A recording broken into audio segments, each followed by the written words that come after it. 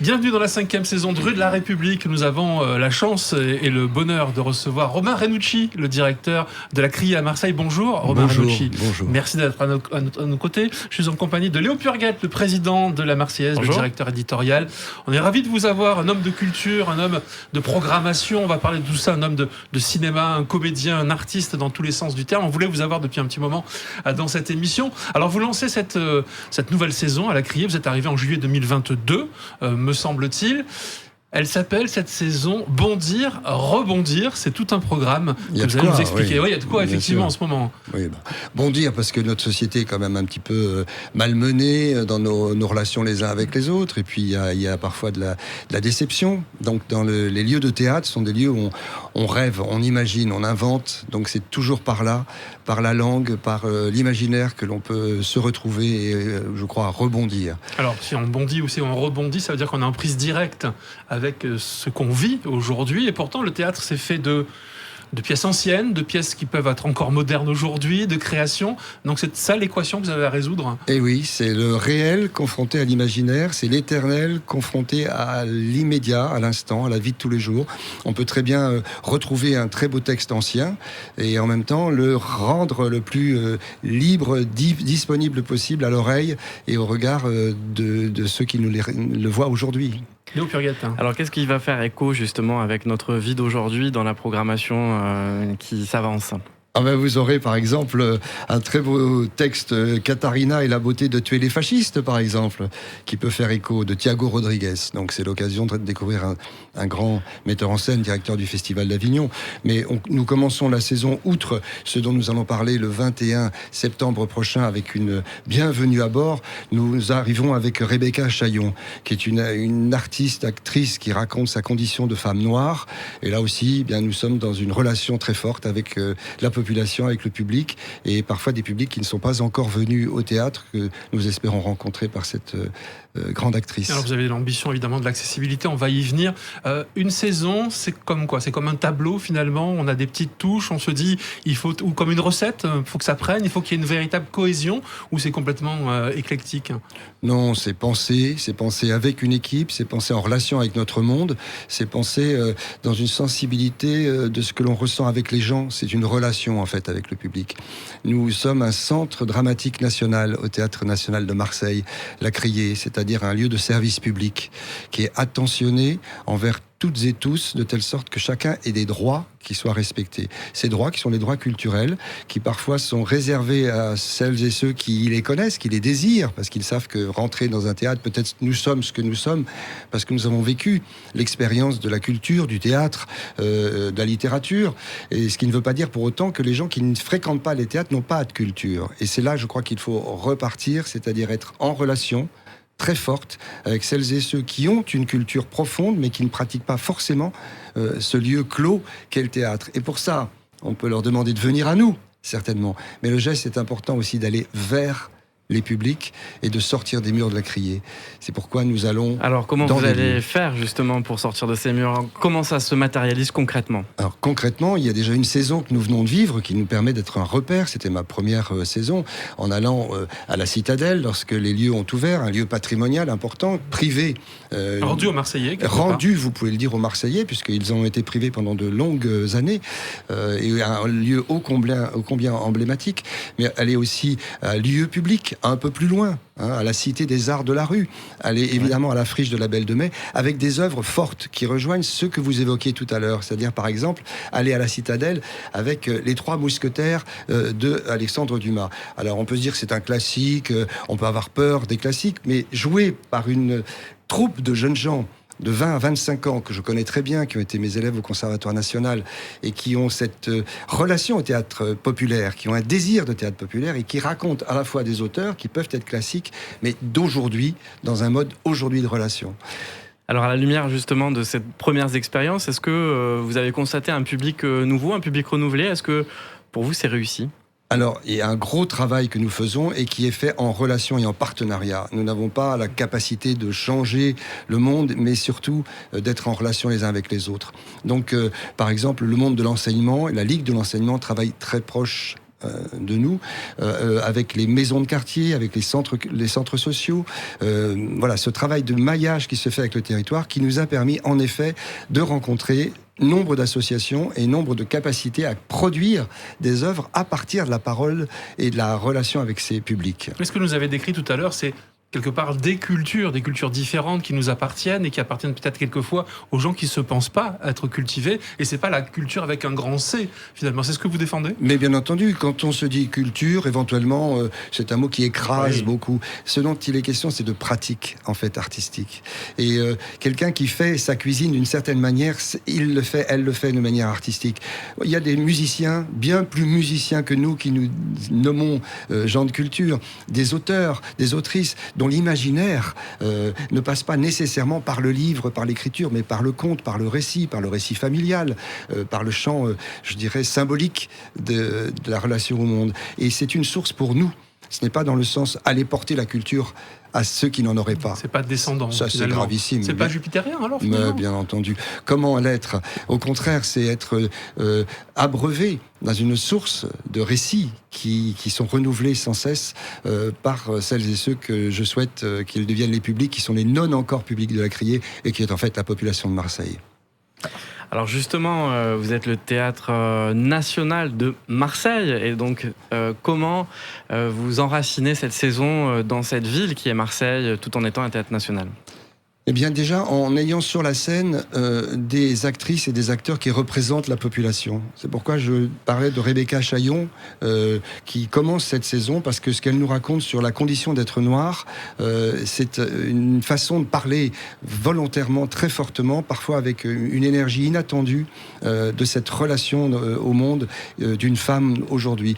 La présence de jeunes femmes, par exemple, sur les grands plateaux, car il y a une disparité toujours dans le point de vue de la parité et de l'égalité entre les femmes et les hommes, et notamment au théâtre. Donc réhabiliter cette place, ou donner cette place le plus possible à des femmes.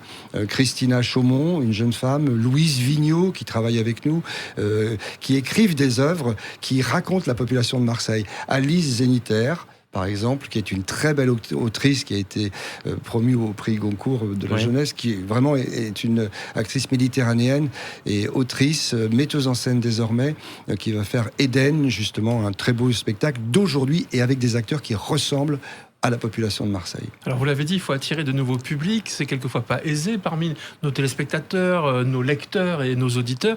Il y a des gens qui se disent, malgré toute la passion que vous avez à défendre votre programmation, c'est pas pour moi.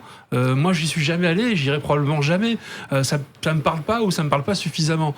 C'est difficile encore aujourd'hui, au moment où on a les réseaux sociaux, au moment où on a Netflix, au moment où on a... Non ? Plus que jamais, c'est-à-dire les étanchéités, les difficultés sont d'une décennie à l'autre pratiquement les mêmes, c'est-à-dire être en relation les uns avec les autres. Mais c'est pas la même chose du temps de Jean Vilar, qui sortait de la Deuxième Guerre mondiale avec cette catastrophe de l'Holocauste, de reconstituer, de retisser. Mais au fond, c'est toujours raccommoder quelque chose, le lien avec le théâtre. C'est toujours tisser de telle sorte que les gens se rapprochent.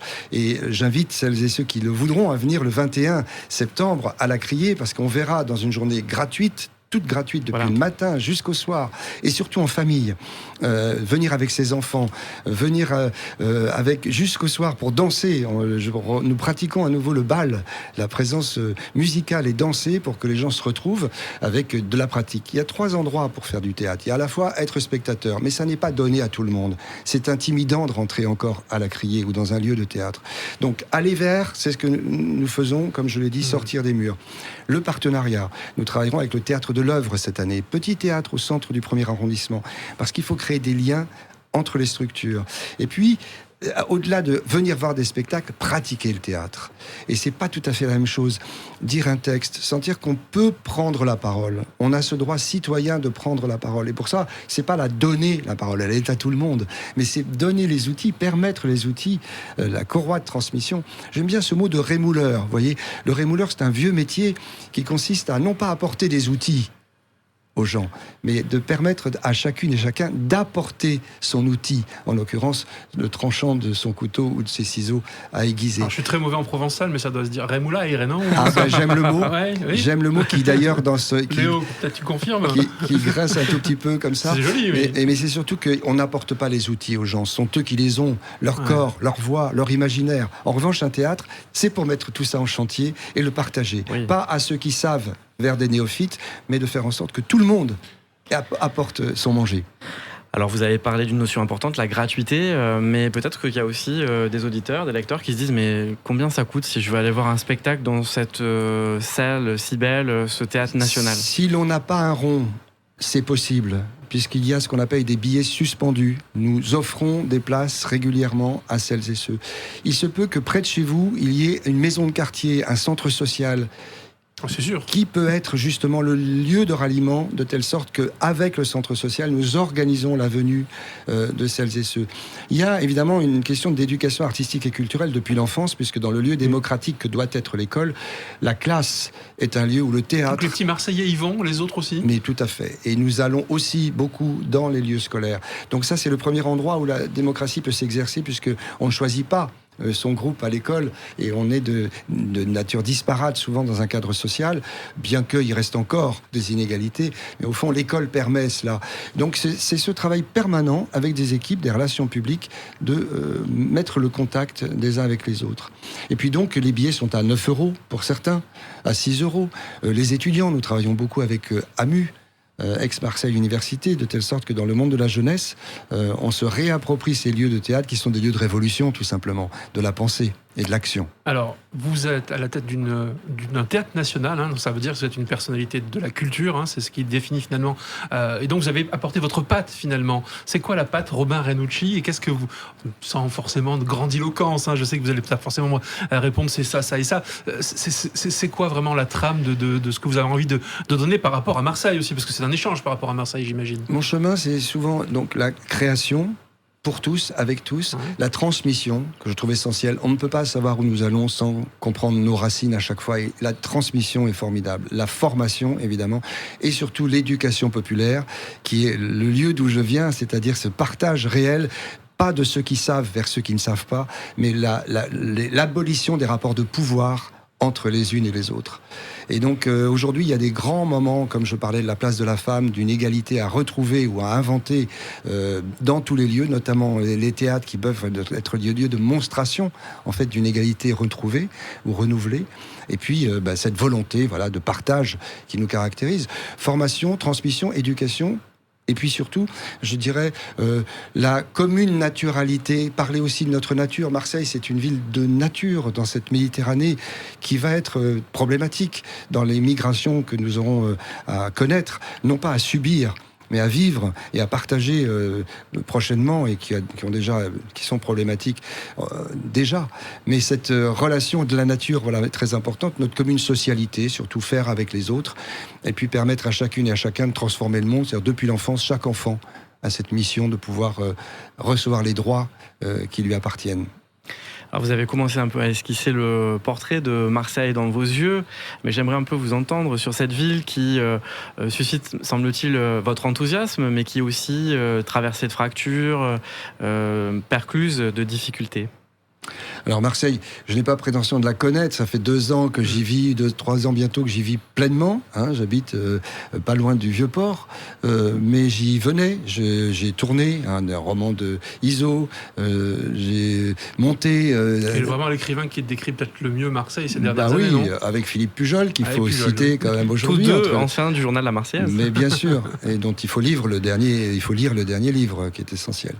Donc c'est surtout une ville que j'apprécie, dans laquelle je suis venu très jeune. Il se trouve que j'ai commencé ma formation en Provence avant d'entrer au Conservatoire national. Et c'était déjà une ville qui m'attirait, dans laquelle je suis bien. Je suis corse, en grande partie, donc c'est quand même la première ville corse. Et cette relation avec la Méditerranée que j'aime. Après, les 111 quartiers de Marseille que j'arpente me font la découvrir régulièrement. La population qui me plaît tellement dans ce qu'elle a de sources d'imaginaire et de capacité à faire ensemble. Marseille, c'est quand même une ville qui est également très dure, hein, qui peut exclure, qui peut être difficile à vivre. On l'a vu, ça a craqué lors des émeutes, par exemple, alors qu'on n'avait jamais vraiment connu ça grâce à un maillage social plus ou moins important, en tout cas ce que les éducateurs faisaient dans les quartiers. Comment est-ce que vous avez vécu et puis ensuite la montée du RN aujourd'hui, qui rassemble pas, hein, malgré son nom, d'une manière générale. Comment est-ce que vous vivez ça? Comment vous l'analysez? Oui, dans les moments des émeutes, c'était tout à fait symbolique. Il se passait à la Criée un grand chantier avec la jeunesse, qui était dans un rapport que nous avions avec Sub de Sub, qui est un travail qui se fait dans les quartiers de Marseille, de jeunes gens en difficulté qui se sont réappropriés ou auxquels on est allé proposer les outils de la création pour qu'ils s'en saisissent. Et le théâtre était rempli, absolument rempli de jeunes gens. À l'extérieur, les poubelles brûlaient, et le même soir, il y avait cette vitalité et cette sidération aussi de se dire que Marseille était en feu pour certains quartiers et qu'à l'intérieur, la Criée, les mêmes jeunes gens issus de ces mêmes quartiers, pour une toute petite quantité, avaient trouvé leur piste d'envol, leur endroit pour pouvoir être dans une résistance, même une révolte sans doute, mais qui passait par leur élévation et pas par la destruction. Donc ça, c'était tout à fait... Vous voyez que c'est toujours possible de construire. Ça se fait avec les politiques, ça se fait avec des élus, avec l'État, avec la région, avec le département, avec la ville, de telle sorte que l'on puisse donner à chacun ses droits d'individuation dont il a la nécessité de pouvoir avoir, puisque ça lui appartient normalement.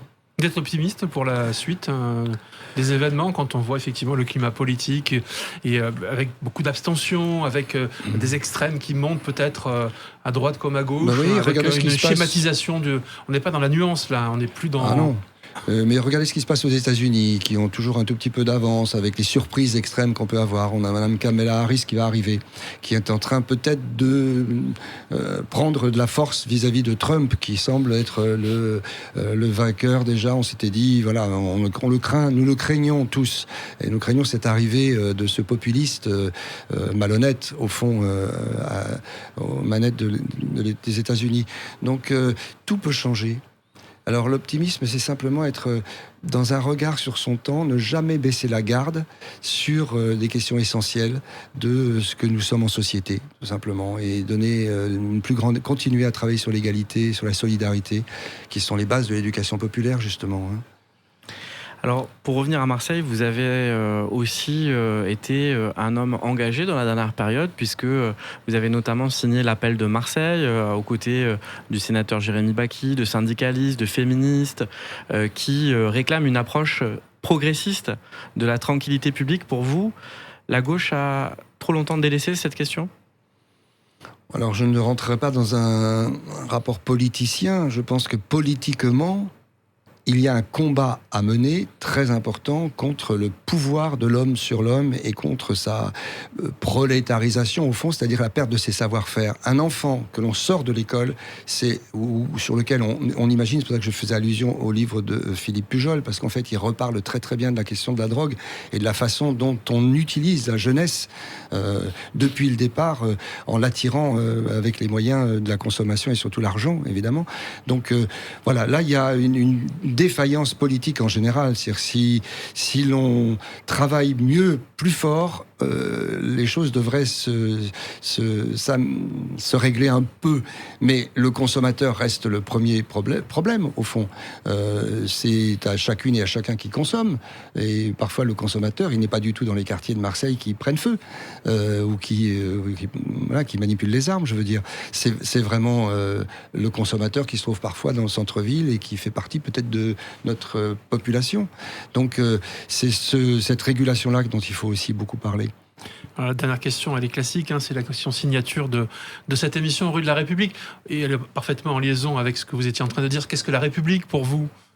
Alors, ce qui me vient à l'esprit, c'est une phrase de Francis Ponge, qui est une phrase en fait d'homme de culture, qui dit la République, c'est de donner force à la langue. Et je trouve que, en ce sens, il veut dire que c'est l'union par le verbe, par la capacité de se réunir. C'est donner force et tenue par la langue. Et je dirais que c'est ce qui nous réunit. C'est-à-dire la langue, c'est ce qu'il y a de plus singulier chez les unes et chez les autres. Donc c'est tenir compte de la singularité de chacun et de pouvoir inclure chacun dans sa différence avec égalité et sans aucun rapport de pouvoir et de domination. Merci pour cette conclusion, Robert Renucci, directeur de la Criée. Je montre à nos téléspectateurs, alors désolé pour les auditeurs, ce magnifique programme. Alors, il y a un petit lapin parce de que la c'est Criée avec un petit lapin. C'est le lapin de Garenne parce que alors, parce qu'il y a un petit renard derrière aussi. Oui. Donc c'est bondir et rebondir. En fait, ce sont des animaux qui rebondissent, mais c'est aussi parce que ce petit lapin, il était en danger dans les collines de Marseille. Effectivement. Donc c'est un lien avec la nature que nous voulons depuis le début. Et le clin d'œil peut-être à Pagnol avec tous les classiques qu'on connaît également. Merci Robert Renucci d'avoir été dans notre compagnie. Merci Léo Purguet. On rappelle le 21 septembre cette journée porte ouverte au théâtre de la Criée. Si vous n'êtes pas convaincu que la Criée c'est fait pour vous, allez-y, en plus c'est gratuit. Merci beaucoup et bonne journée. À bientôt. À bientôt.